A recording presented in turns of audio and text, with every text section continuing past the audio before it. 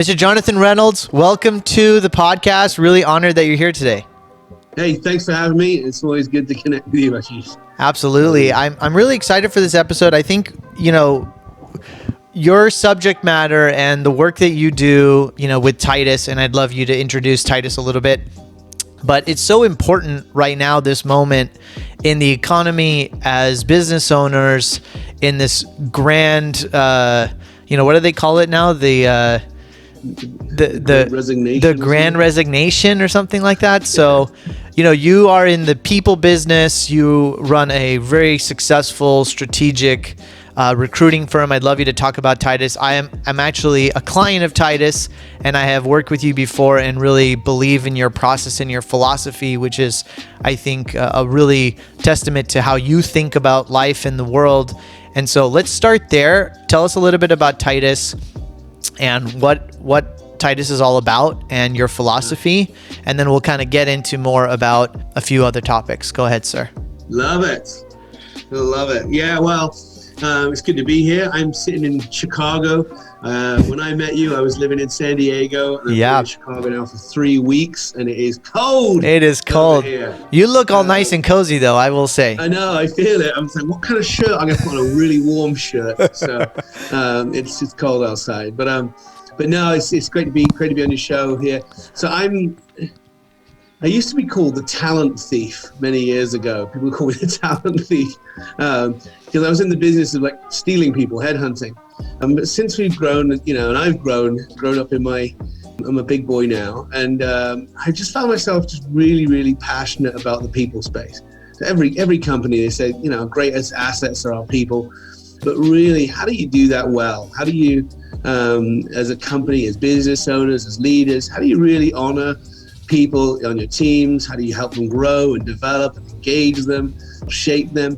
Not just to retain people. People talk about the great resignation. How do we retain people? Mm-hmm. It's like, what?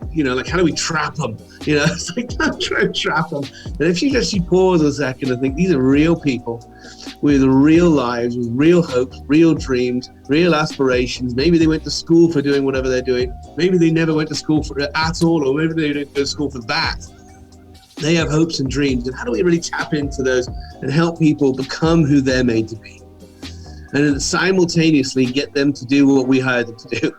So it's like this, hey, I did hire you to do a job, and I'm paying you a salary or I'm paying you some form of income for doing what you're doing.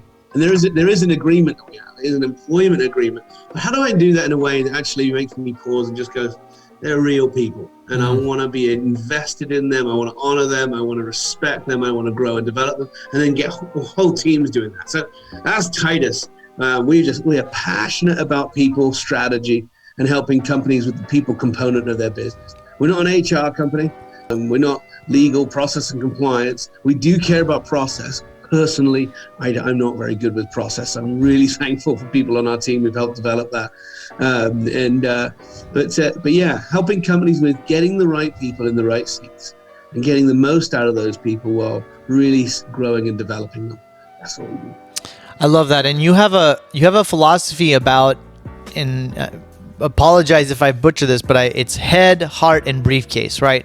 Yeah. And looking at candidates or people in all of these three major functions to really try to get a holistic view of the person to make sure they're not only a technical fit within the business and what needs to be done, but also is their head in the right place, and are they emotionally connected to the business and its values in the right way. And I think that's a really different way of aligning and bringing people into a business than I've ever been exposed to. And it was a really, it was a slower process than I expected, but it's the right process, which is why it takes so much time.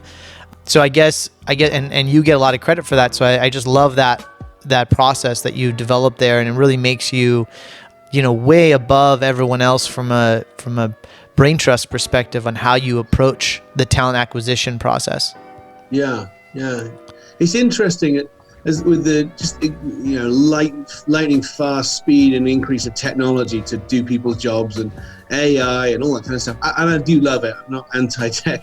I think it's amazing. But one of the funny phenomenons in hiring is often when we have an open position in our company, we look around and see in our company who may be able to do that job. And we think, could this person do it? Could this person do it? Most of the time, they've never done that job before. If you're considering to move them into a new role, they've not done this new role before, but we base it on the fact of, I believe that they can do it because they've proven themselves here, here, and here, and here. And there's a bit of a learning gap. It's not too big, and we can invest in them. And that's often how we think, as a fair point. Ashish, you run a business as well. Then you move people around and you have a belief that they can do it, give them a new opportunity, etc. Now, when there isn't anybody in our organization to do that, or we can't spare them and move them over, we look outside the organization, and then suddenly we change our approach. Then we look for somebody who's got the exact skills and experience, who doesn't need any training or stepping up into it. But we're looking for this, so we write this job description, and we write things like 5 years experience, 7 years experience, and there's 2 years experience. We nail this whole thing out and go, all right, stick it out there on the internet, and then have some kind of a job board service match us with a resume. And it comes out, we got you 3 people with 98% matches. You think, yes, a 98% match. That means I only have to do 2% of training and development. Ta-da! It seems really easy. And they kind of base the history of the person matching it with this new role. But the reality is, if you think of your best of best people, they're not going to quit and leave your company for a 98% match job to job. They're not going to do it. They're not going to go and do, hey, I've been doing this for Ashish for the last 5 years. How about I go and do it with his direct competitor, exactly the same job? They're not going to do it. That's not how top-notch people make career moves. They go up. They go up in their career trajectory. And so we do. It's a funny little thing what we do when we hire people. We try and find resume matches. And we think when we hired a resume, resumes don't show up to work. They never have. People show up to work. I'm like, oh, heck, there's a lot more to them than their resume. And so you're absolutely right. The head, heart, briefcase kind of methodology or just philosophy of people is, when you hire somebody, consider the whole person. Their behaviors, their cognitive, their values, their heart, their passions, their why, and in the briefcase, their skill set, experience, and education, and things that come to the table. But and then in the same way, when we hire them, we have to manage them that way. You can't just manage the resume of somebody, manage their briefcase. I'm going to help grow your career. No, you actually got to care about their motivations and them, who they are as a person, and their value system. And it's amazing. Not everybody values the same things that I value. I've discovered that, in managing and leading people. So you have to find out what motivates people. Right. Sometimes it's safety and security. Sometimes it's significance. Sometimes it's status. Sometimes there are different kind of things that motivate, shape people. That's the heart component. And in the same way, when we hire people, we have to manage them in that way and tap into their understandings. And then behaviors and cognitive. It's just like, how do they behave when the pressure's on and the pressure's off at work? We all do, we all behave in quite unique ways, right? When we're under pressure. Well, and if we can figure that out, man, it's so much easier to get teams working together.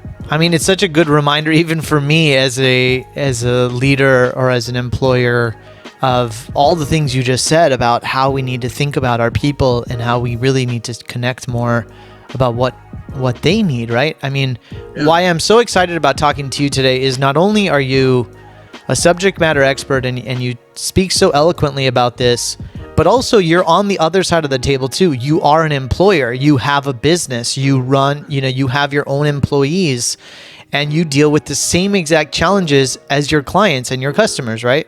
Yeah. And so absolutely. I guess, and I'm going to try to frame this as a question, but let me just kind of go a little bit in a big circle. But I guess what's showing up for me is that, as an employer, I think about all the things you just said, and I think they connect with me, right? I hear them. I want to embody those things, not only as a leader, but I want to have those things for my team. I believe, like you said, that they will perform at the highest level if they are motivated to chase their aspirations and their goals, and they are living their best life, right? And so I agree with all of that intellectually. I think that what I go back and forth with, and again, I'm going to try to get to a question here, is I think there are times where leaders, and I can just see it in you and the way you manage and lead your business, is like you come from a very abundance mindset. Yeah. And it's very challenging to operate in this framework that you're speaking of if you come from, let's consider it to be a scarcity mindset, which is, you work for me, you're not making enough return on your investment. I don't really care about what's in your heart or your head. I just care about you delivering your skill sets and doing the results. I'm not really engaged with you as a person because that costs me time and money. That takes too much time away from what I need to be doing, blah, blah, blah. Like, I think that owners can go on this spectrum, okay? Right. And I'd love to hear your perspective on that. And then secondly, I think, and I know I'm experiencing this now, is that when business is flourishing, it's very easy to come from an abundance mindset. And when business is struggling, which I'm sure a lot of people who are listening are going through their own challenges. This is a very difficult time. We're recording this in January of 2022. Like, there are a real life market challenges. And then it's very easy to get into a scarcity, contraction, retraction type of mindset. And we treat our people that way too. It's just like kind of a natural spectrum. So again, I'm not sure where the question is, but I really want to get your perspective on how we can think about this as leaders and as owners, because I think we all want to be in this other side of the spectrum of really treating our people with grace and care, because they're going to give us the most, right? And they are loyal and they care for the business. So I guess just speak to that. Yeah, I think if you let's say, imagine you're the head coach of a team, whatever the sport is, doesn't really matter. And you're the head coach, and the goal is to win the championship. I know it's kind of a big thing these days. I got youth in sports. My teenager in sports, and it's kind of like we want to shape the whole person, and it's not just about winning championships. And I'm like, well, I like to win championships. I love that. We're out to win, baby. Let's win something together. Let's win something. I'm not in this just that you just learn how to play. Come on. I want to know, if I open up a board game, if I want to, open up a game, I'm like, how do I win the game? And then give me some of the basic rules, and I can bend a few of them. But I want to know, how do we win? And how do we win together? And what's our competition? And so winning together, I think you need to agree together. And it starts with, leaders actually establishing, what does winning look like? When we're winning, what does it look like as a company? And then every person on your team should know what excellence look like in their position on the team. Like, what does it look like to be excellent in your role and in your role and in your role? And then the coach's job to encourage, to champion, to cheer on, to help shape, give feedback, real-time coaching. Right there, some coaches, when they're calling things on the sidelines, like, do this, like, you need to give feedback and encouragement and cheer on your team members. But remember, the goal is actually winning together. And so I think we miss it when we don't establish what winning together is. Now, from my perspective at Titus, I think winning together needs to be more than, hey, as a business owner, I want maximum profits in this.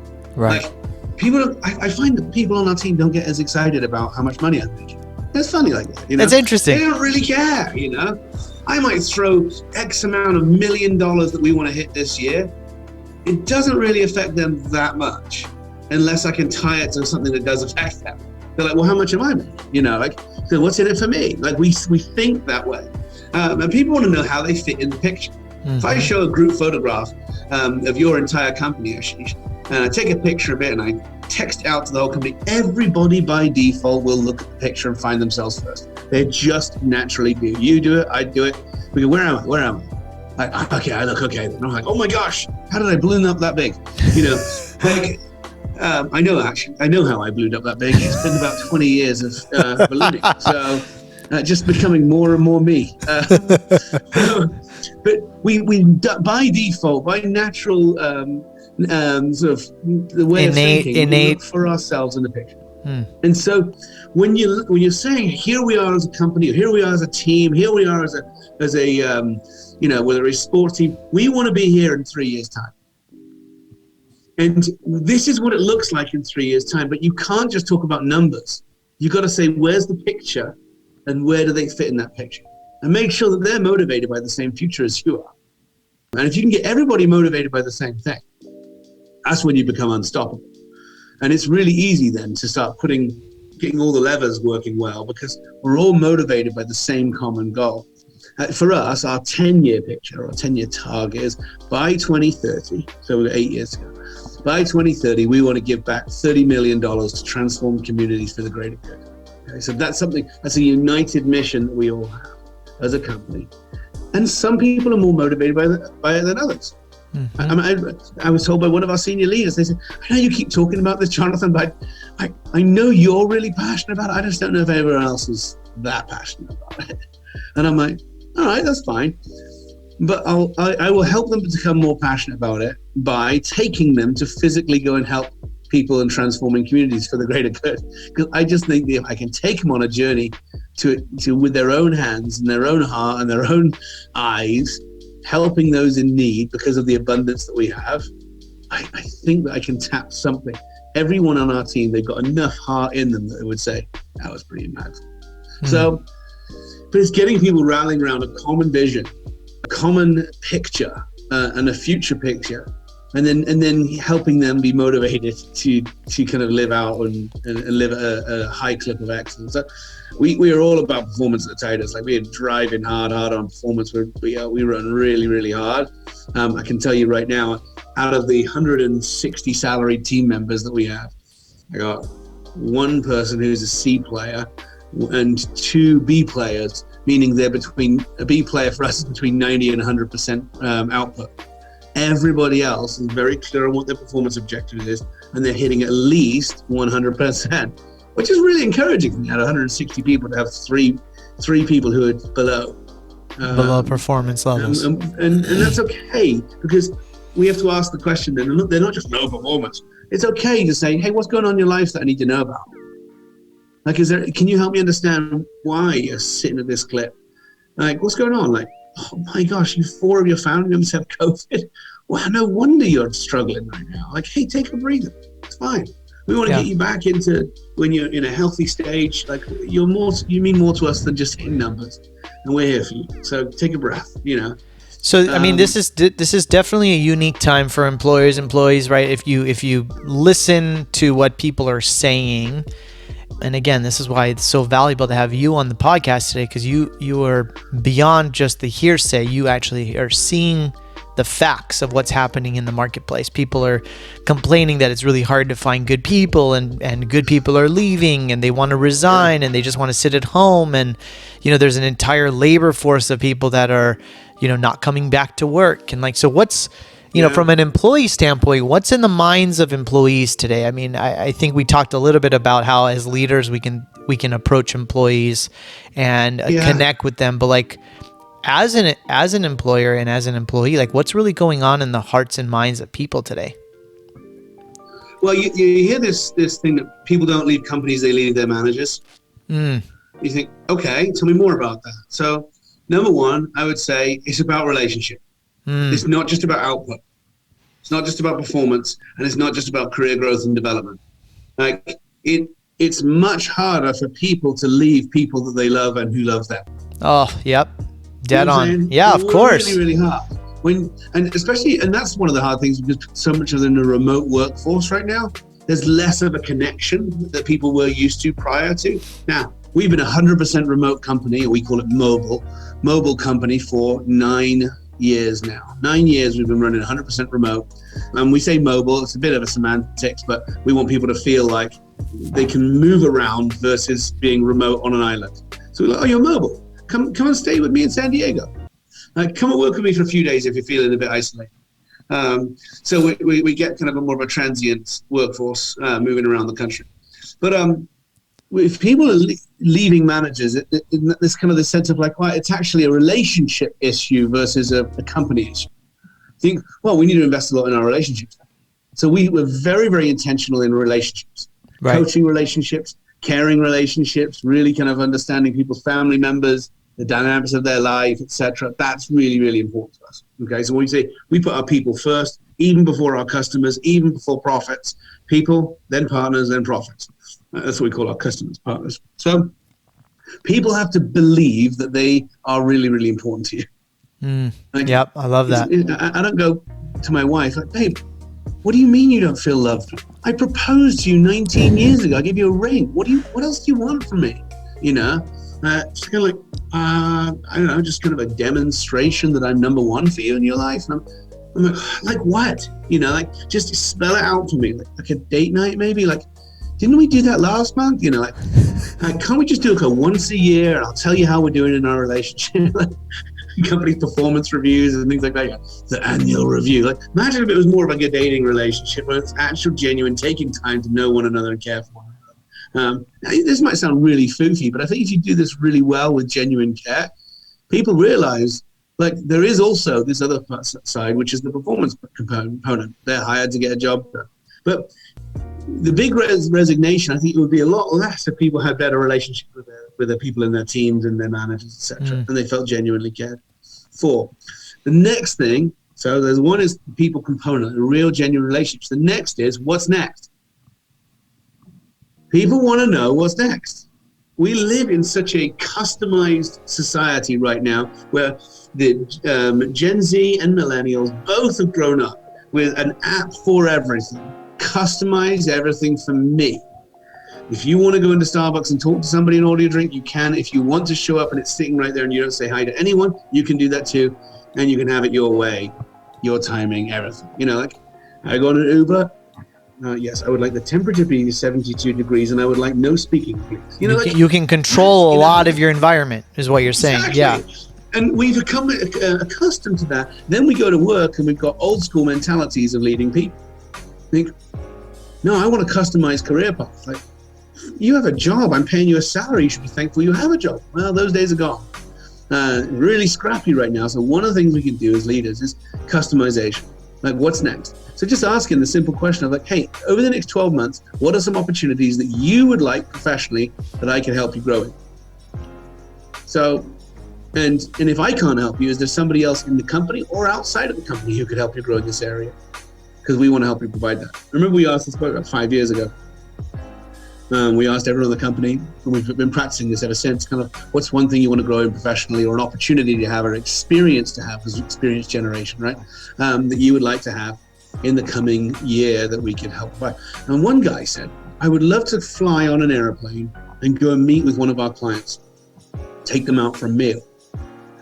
And in his position in the company, he probably wouldn't have normally been picked to do that in his role. And we were like, all right, you know, for whatever reason, that would make him feel like, I'm a professional. Right. Like, young guy in his early 20s. I don't know, like, hey, Dad, I'm going on an airplane. I'm flying down to Orlando and I'm meeting with a client, taking him for a meal. For him, that would make him feel like, I'm not just working from home, sitting at home behind a desk on a phone and doing work. It's fulfilling him in whatever he's searching for. Yeah.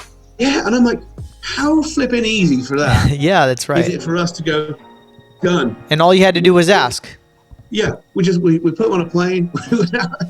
I went with him, actually. I was like, yeah, let's go.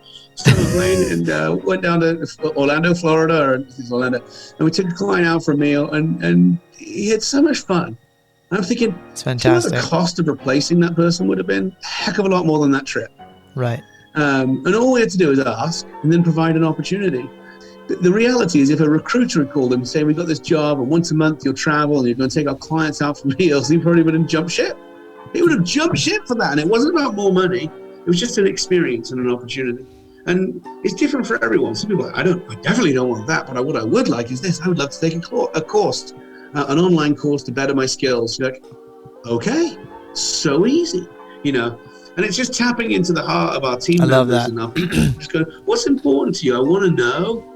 And if you want to be really raw, and if you've got a very trusting environment, like, hey, if a recruiter called you today, what would be the thing that you would listen to? Because most recruiters don't really hit the nail on the head and they click, not interested. But there's something that you would listen to. What is it? If you find out what that is, what about if you? That's an abundance mindset right there.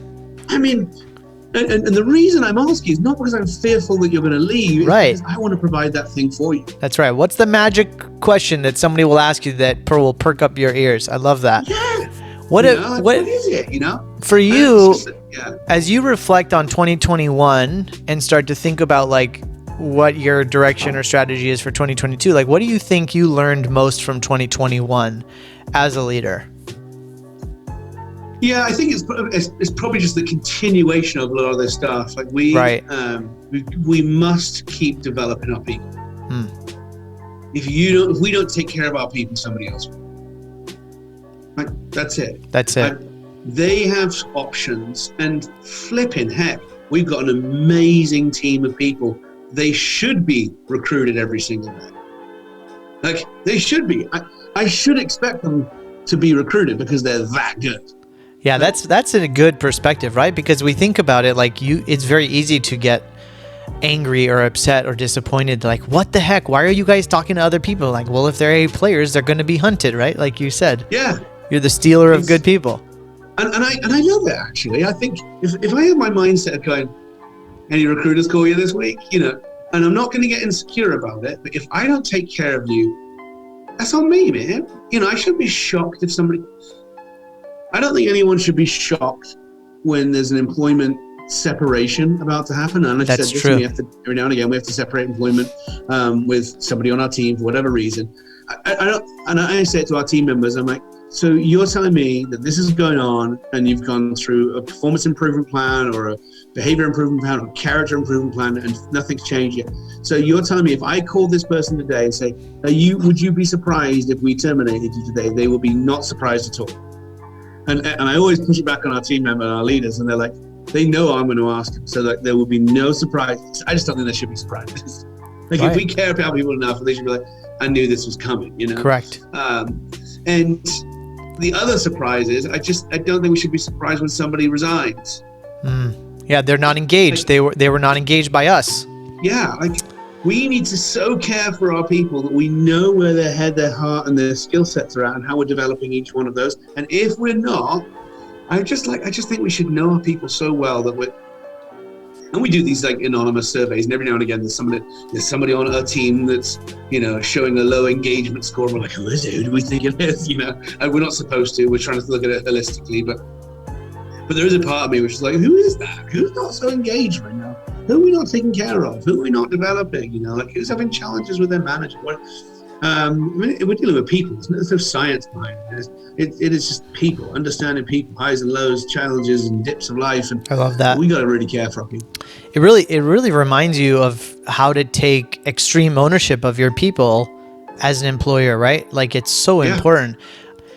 I have a few more questions about you personally. And, you are such a bubbly, energetic leader and just a strong guy.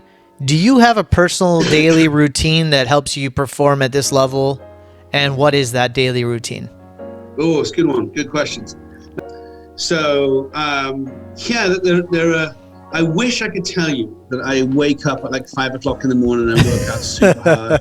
And, no, I don't. There are lots of things this year are going to change. Not because of a New Year's resolution, but I am looking to get like crazy fit this year.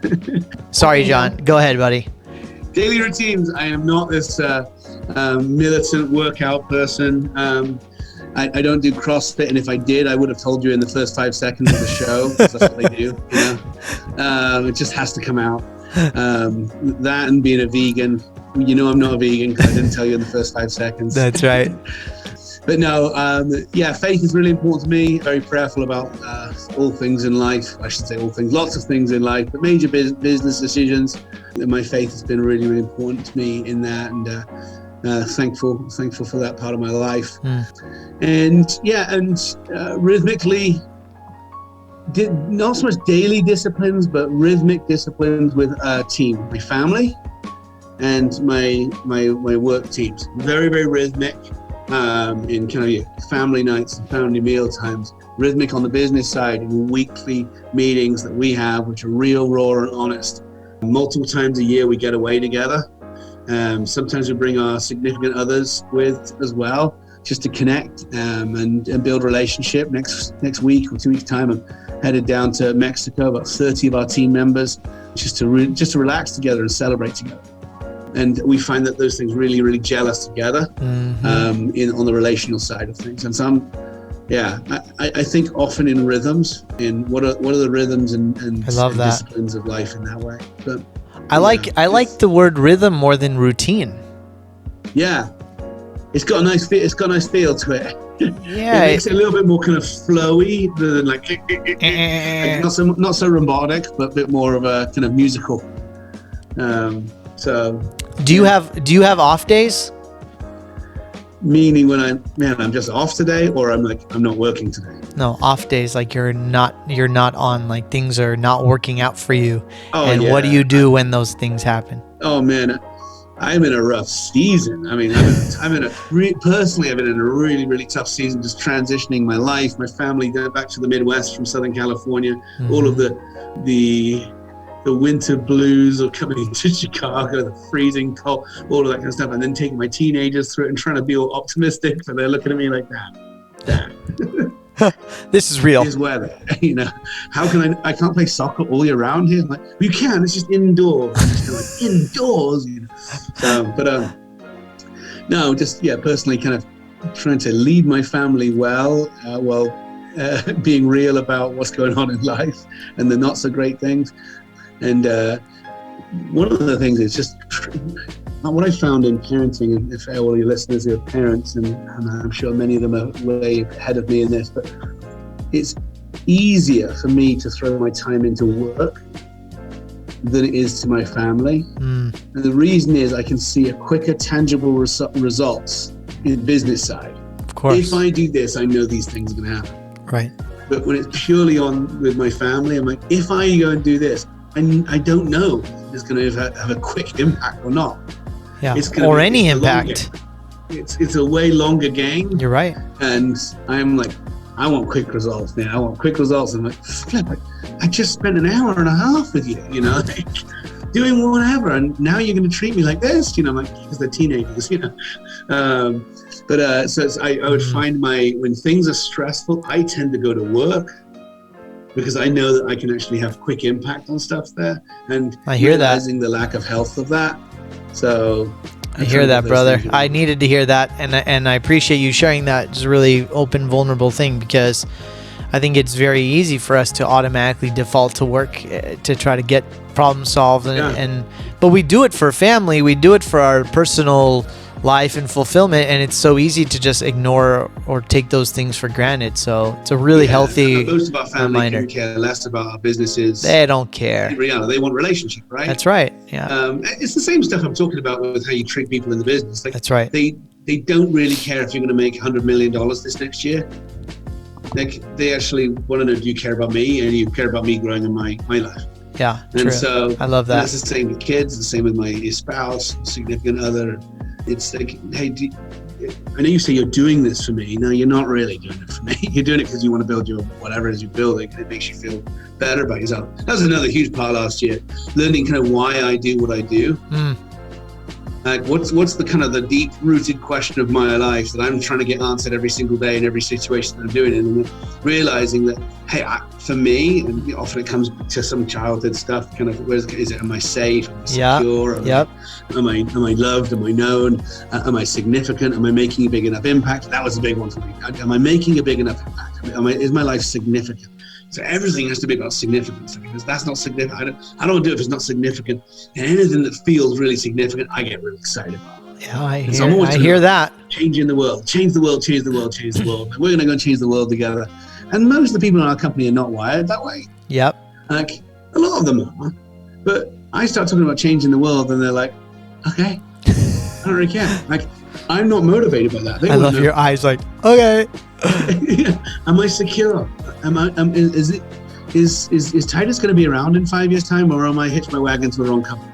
Right. Like, you know what I'm saying? So yeah, other people have different questions that are asking. Yeah. Am I safe and am I secure here? And I'm there going, oh, we're gonna change the world, and we're gonna take big risks, and we're gonna be significant. And they're thinking, that's just not my question that is trying to be answered. And so I'm having to recognize, for the first time in my life, I realized that not everyone has the same question that they're looking to answer as me. So good. And so asking people what motivates them and why do they do what they do, and I'm like, okay, very, very different. What are you? What are you afraid of?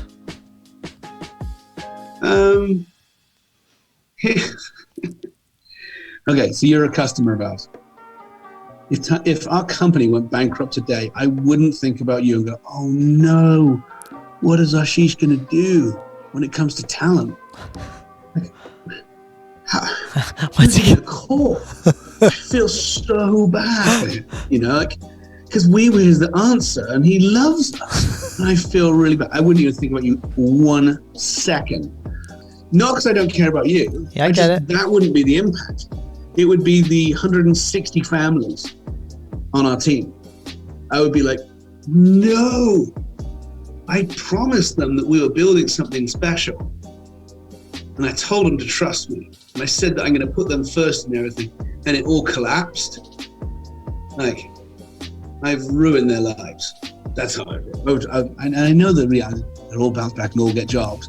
But I feel that the disillusionment in me and lost hope. That severe responsibility is what drives you. I feel so deeply responsible. But I also would feel like I shortchanged them on a dream that I told them we were going to have of really changing the world together. Yeah, I hear that, man. I mean, you got to be a big dreamer to make beautiful change in the world. And sometimes you got to take big swings and sometimes you miss, but it's that heavy responsibility, heavy is the crown, as they say. Like, heavy responsibility actually motivates you to keep driving and solving problems. And there are times where it gets real tough, but I love how you frame that. I guess as we wrap up here, I have one final question. For you, what does it mean to live rich? Oh, yeah. Man. Well, I'll go back a little bit to faith perspective. You got to, depending on what your worldview is, right? So I come from a kind of a faith worldview, of creation worldview, and I'm going to stand before God and give an account for my life. So what is rich? Hey, I want to know that I was faithful with what he gave me to do, that I was faithful to do it. And so if I'm doing that, I'm like, now I'm feeling pumped.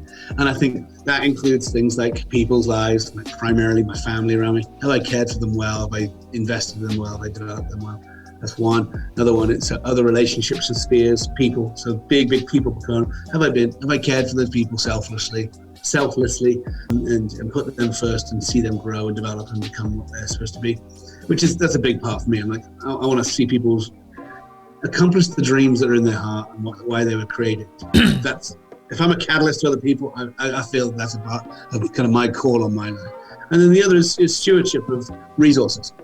So in growing this debt-free company, it's been really, really great. Even 2020 was our best year yet. And I say that with a sobriety. I know it wasn't the case for many companies, and really, really tough season. We just keep growing. Like, we grew another 86% last year, and had to hire over 100 salaried team members just to deal with the backlog of work that we have. And we've got another 20 open positions right now. So beautiful. It's an abundance. Congratulations. So good. Yeah, I feel really humbled by it, but I think that's a stewardship issue to me. I'm like, okay, with this abundance, what do we do? What are we doing with it? Are we going to hit our giving goals faster? Yeah, I want to double our giving goals to 60 million. So how do we do that? But yeah, I think, what does it mean to live rich? It's those kind of things. Rich in relationships and rich in stewardship of resources. I love that. I think this was a really great conversation. If people are listening and want to connect with you or learn more about Titus's services, how can they reach out and get in contact?